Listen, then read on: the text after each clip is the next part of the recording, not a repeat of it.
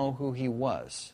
And of course, Epp liked this a lot because somebody was acknowledging that he actually was of some value, and whereas before he had been minimized. I thought to myself, I have to carry on. I owe it to the people who worked on it. And I started to build a flying disc. Epp worked primarily on the steering mechanism of the Soviet saucer. His specialty was the guidance part of this type of saucer. In other words, making it respond to controls, linking the controls to the saucer movements itself. According to Epp, the Russian saucer was extraordinarily maneuverable, but it was also versatile, and it had to be. It was a jet, and they wanted something that they could use, interestingly enough, in polar regions. The reason for that was obvious. The quickest way to North America was over the pole. That was a fact not lost on an increasingly paranoid America. Even Hollywood suspected the Russians were up to something sorcerous. Now, the first country that learns the secret of the flying saucer will control the skies of the world. And I don't want that country to be Russia. A lot of the sightings were in the northwest part of the United States. It was near the Boeing plant in Seattle, where all of the U.S. bombers were built. And it was also near the Hanford nuclear reservation in Washington State, where the plutonium for the nuclear bombs was produced. They were very strategically sensitive parts of the United States, and it was the closest part of the United States to the Soviet Union. So it's where they would have expected Soviet planes to come. By now, saucers were appearing everywhere. Hardly a city centre or movie set was safe. The government needed to put a lid on the speculation.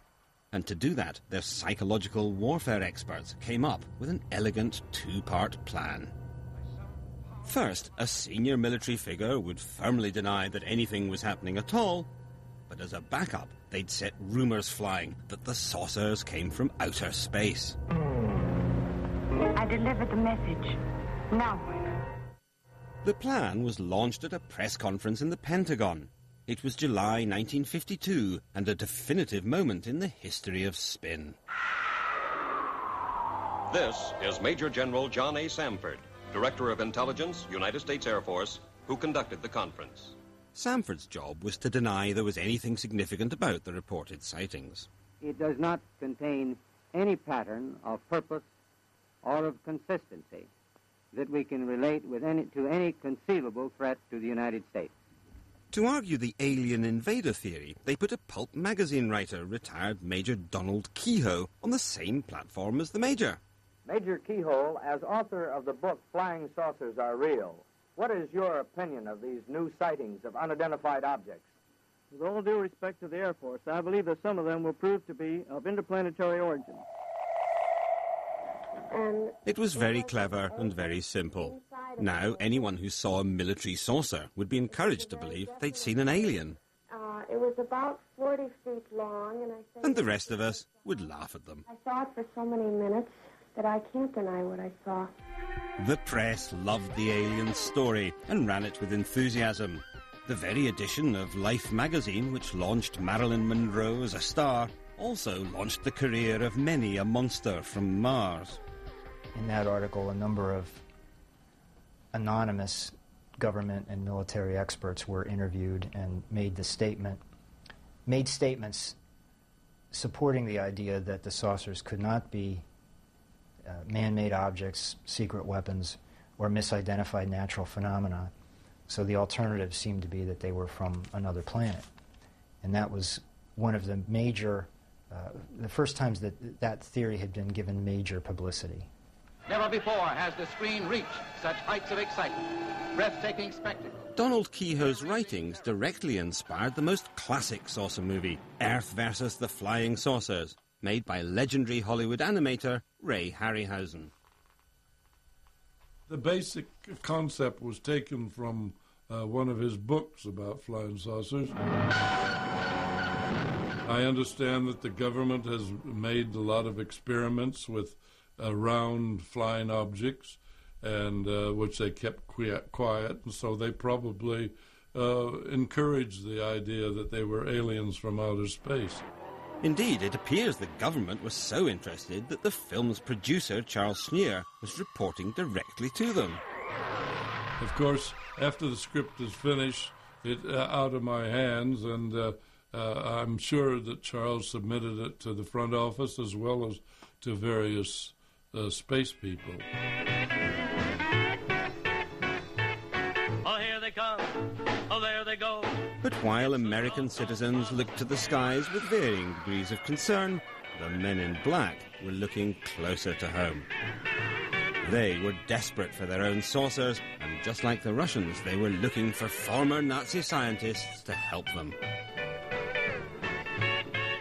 When the Nazis surrendered in 1945, the U.S. military was worried about the German scientists falling into the hands of the Soviets, and the U.S. military was also interested in exploiting the knowledge of these scientists to help develop American programs like missiles and electronics, radar, supersonic aerodynamics, jet engines, and other advanced technologies that the Germans had developed.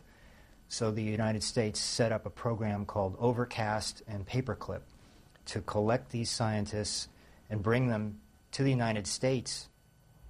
In some respects, the Americans did very well. They snatched Nazi technology boss Werner von Braun and made him into an invaluable member of the American war machine.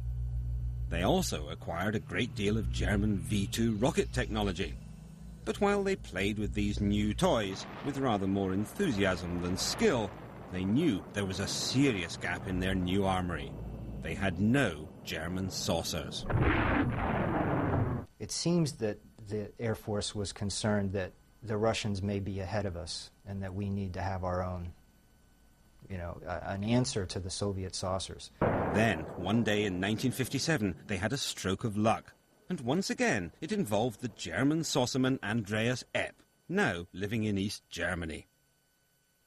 At some point, he had a falling out with life in Eastern Germany. I don't know what it was. It may have been a divorce. Anyway, he ended up in the West, and he crossed the border then and said, "Hi, here I am. I was spying for the Soviets, and I want to tell you everything I know."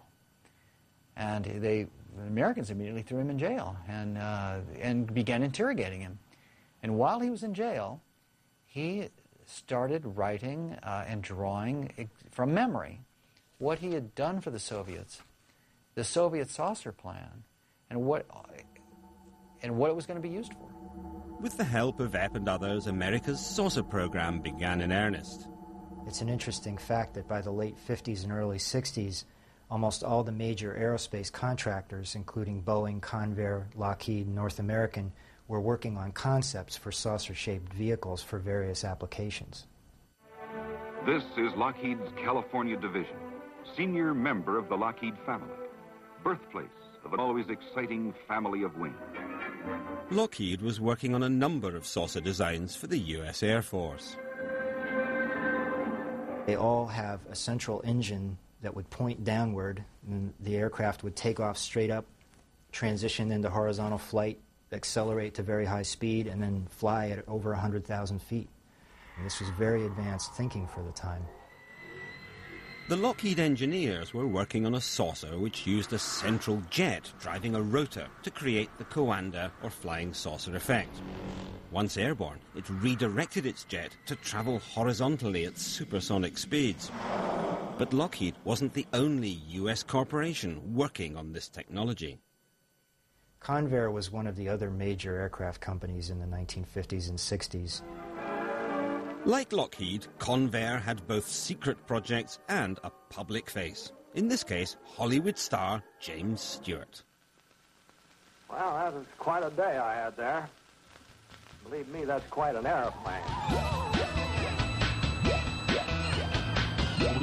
In the 50s and 60s, Bob Widmar was a senior designer for Convair and a key member of the team which built the B-58 Hustler.